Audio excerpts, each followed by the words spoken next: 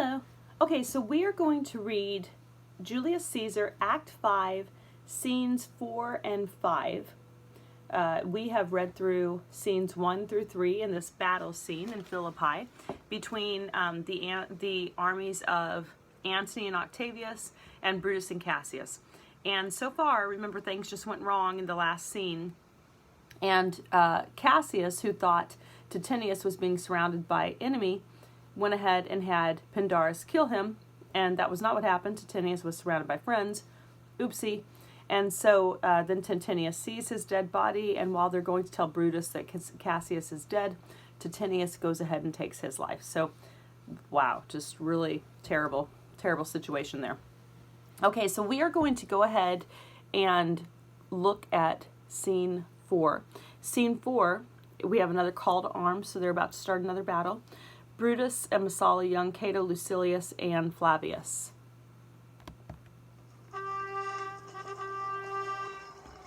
Yet, countrymen, or yet, hold up your heads!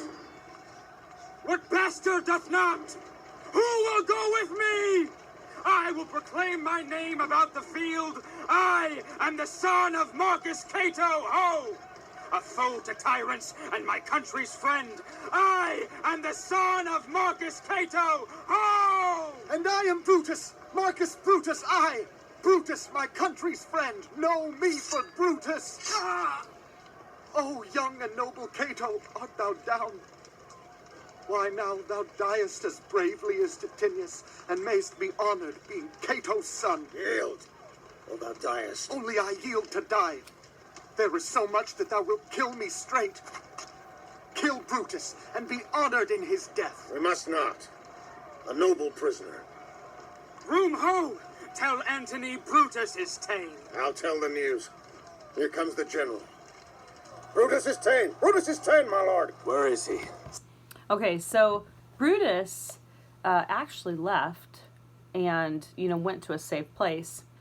And, Cato came in and, is all like, ready to, go into battle. Lucilius, Brutus's servant, comes in and is saying, I'm Brutus, here I am. And so they capture him, but remember, it's just Lucilius, the servant. Now, these are just soldiers, foot soldiers. They don't know what Brutus looks like. So they're like, oh, I've captured Brutus. That's pretty cool. So now Antony's come up to verify. Safe, Antony. Brutus is safe enough. I dare assure thee that no enemy shall ever take alive the noble Brutus. The gods defend him from so great a shame. When you do find him, or alive or dead, he will be found like Brutus, like himself. This is not Brutus, friend. But I assure you a prize no less in worth. Keep this man safe. Give him all kindness. I'd rather have such men my friends than enemies.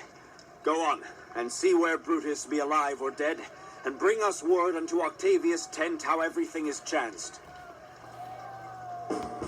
Okay, so that scene really is just kind of where Brutus is, rushing off, and Lucilius gets captured in his place, and the foot soldiers think that they've got Brutus, but of course they don't. And Antony's like, well, we're going to get him anyway. Don't worry, we'll find him. And then he's not, he knows who Lucilius is, so they go ahead and take him. Okay, so now we go to scene 5. Now we have Brutus, Dardanius, Clitus, Strato, and Volumnius.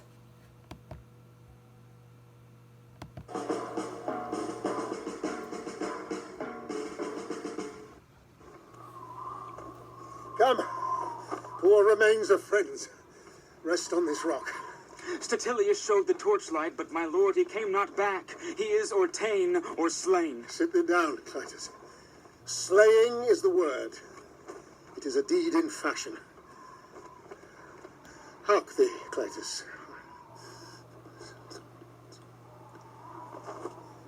What, I, my lord? No, not for all the world. Peace then. No words. I'll rather kill myself. Hark thee, Dardanus. Shall I do such a deed? Oh, Dardanus. Oh, Clitus. What ill request did Brutus make to thee? To kill him, Clitus. Look, he meditates. Now is that noble vessel full of grief, that it runs over even at his eyes. Come hither, good Volumnius. List a word. What says, my lord? Why this, Volumnius. The ghost of Caesar hath appeared to me several times by night. At Sardis once, and this last night here in Philippi fields. I know my hour has come. Not so, my lord. Nay, I'm sure it is, Volumnius. Thou seest the world, Volumnius, how it goes. Our enemies have beat us to the pit. It is more worthy to leap in ourselves than tarry till they push us. Good Volumnius, thou knowest that we two went to school together. Even for that our love of old, I prythee, hold thou my sword hilts whilst I run on it.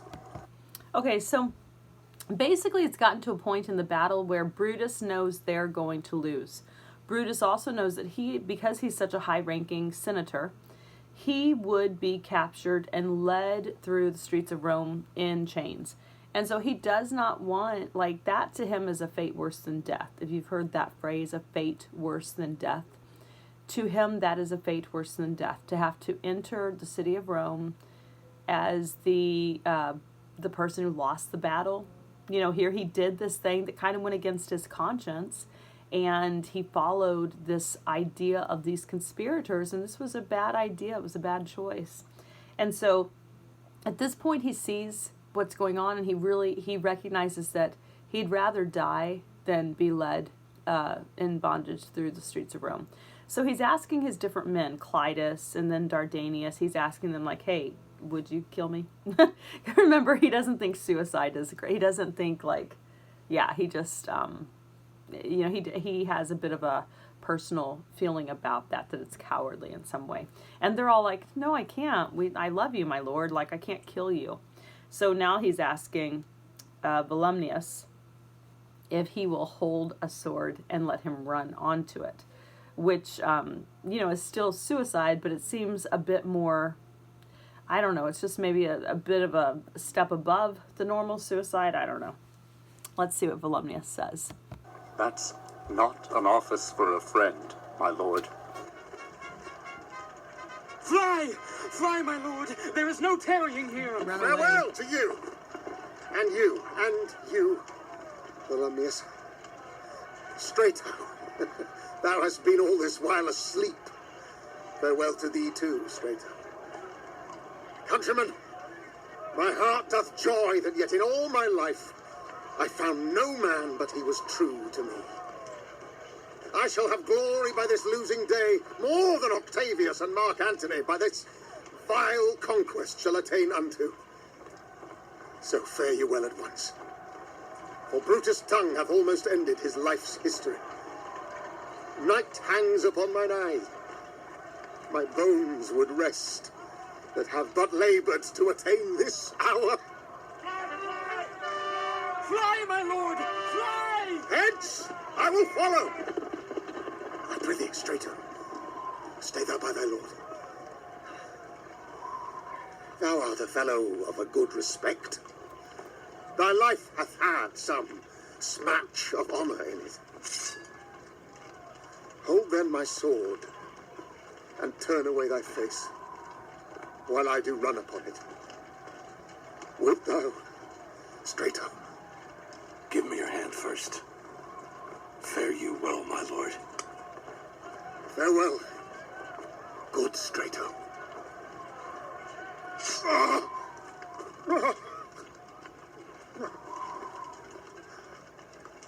Caesar, now be still. I killed not thee with half so good a will. Okay, so Volumnius, you know, says, hey, don't ask me to do that. That's not the office of a friend, is what Volumnius says. Well, there's call to arms. The battle is heating up. If they're going to get out of it, they have to flee now. So everybody is like, oh, we've got to get away, you know. And so he says, Brutus says, I shall have glory by this losing day more than Octavius and Mark Antony, by this vile conquest shall attain unto. So fare you well at once, for Brutus's tongue hath almost ended his life's history. Night hangs upon my eyes, my bones would rest. So the glory is, he's going to kill him. So really he's going to be more victorious than Antony and Octavius, because he's going to be the victor over himself. And then he asks Strato, everybody else leaves. He gets them to go, get out of here, try to flee if you can. And he asks Strato, hey, will you please just hold my sword out? Turn your face away. You don't have to watch, so that I can end this and not be led through Rome. And Strato says, first, give me your hand. And he says farewell to him. These are all people who respect one another and have been friends for a bit. And then Brutus does the deed, so he runs up on his sword that Strato is holding. And then he says, Caesar, now be still. I killed not thee with half so good a will. So he has more will to kill himself than he had will to kill Caesar. Even in this moment, whenever he killed Caesar, he didn't want to as much as he now wants to kill himself. So, okay, so now Brutus is dead.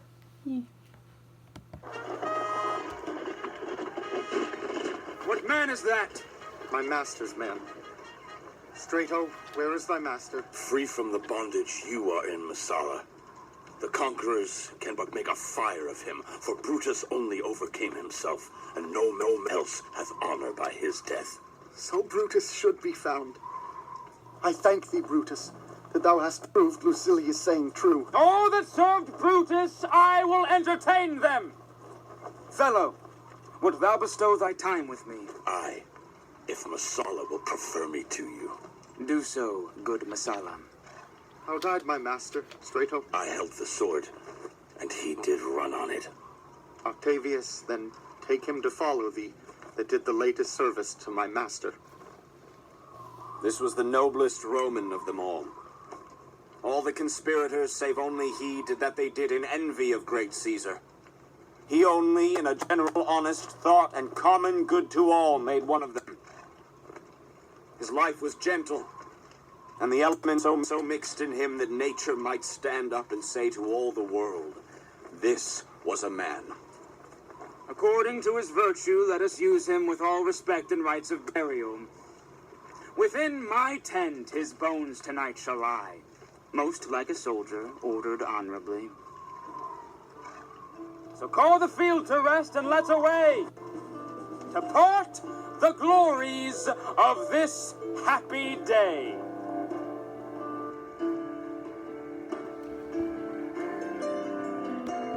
Okay, so Antony and Octavius get to Brutus's body, and Lucilius is like, like I said, he's not going to let you take him through the cities of Rome, alive. Like he had told them that. Well, he was right. So Brutus proved him right by taking his own life, by running up on the sword. And then Antony says this really interesting thing. So they're looking at Brutus laying there dead, and Antony says, this was the noblest Roman of them all. All the conspirators, save only he, did that they did in envy of great Caesar. So Cassius and the whole gang of conspirators, their reason for having the conspiracy against Caesar was they envied his power. It wasn't that they were worried about Rome, not actually. Sometimes you can do a thing and you can say it's about something, but it's not. Call a spade a spade. If you're envious of somebody else and you want to take them down because you're envious, you wish it was you that had the power they have. Man, be honest, is what, Antony's saying. It's not respectable if you envy the person, but then you say, oh, you're doing everybody a favor in Rome by killing Caesar. That's dishonest. That doesn't make sense. So they were all envious, but Brutus, he, only in a general honest thought and common good to all, made one of them. So Brutus genuinely wanted to help Rome. He was genuinely concerned about Caesar's power and the strength of his power as one man in Rome. Because of Brutus's concern, he was talked into doing the thing. He was talked into harming Caesar. Antony says at the end here, Brutus's life was gentle, and the elements so mixed in him that nature might stand up and say to all the world, this was a man. Antony is so generous to Brutus that we have to really pay attention to what he's saying here at the end. Now, we know that Antony is incredibly eloquent. Antony's, his rhetoric, his skill of rhetoric really is his strong suit.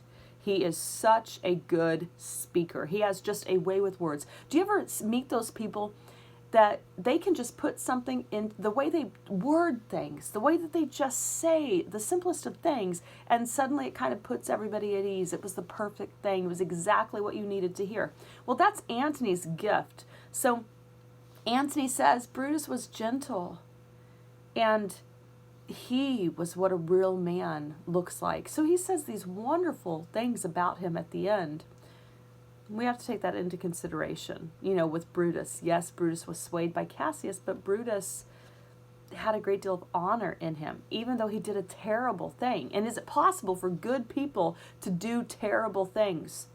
Certainly.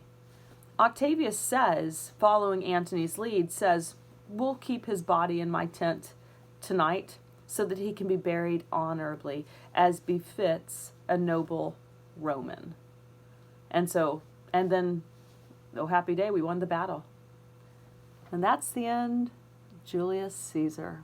So go to the history books to see what happens next. But Octavius eventually comes to power. Mark Antony isn't doing things for very much longer. He makes some big decisions that maybe don't work in his best interest. And because of Caesar's death, there will be men who become Caesar or become emperor for a bit longer. Had the conspirators not killed Caesar, maybe that wouldn't have happened, but it definitely happened as a result of Caesar's death, that it came back to a place where one man was in power over Rome repeatedly. So, oops, that wasn't the ideal conclusion in the conspirators' minds. The thing that they were trying to get to was the exact opposite of what happened. They wanted to bring down one man being in power, and instead they set that up for several more years to come. Oopsie. Okay. So if you were doing the normal assignment, like on the exam for English 2, you would be with a paper, you would be responding to who's the tragic hero of Julius Caesar. Some people write about Caesar himself, some people write about Mark Antony, and some people write about Brutus as the tragic hero. So just think about that. Okay, go ahead and answer those study questions. And we're done with Julius Caesar. Yay!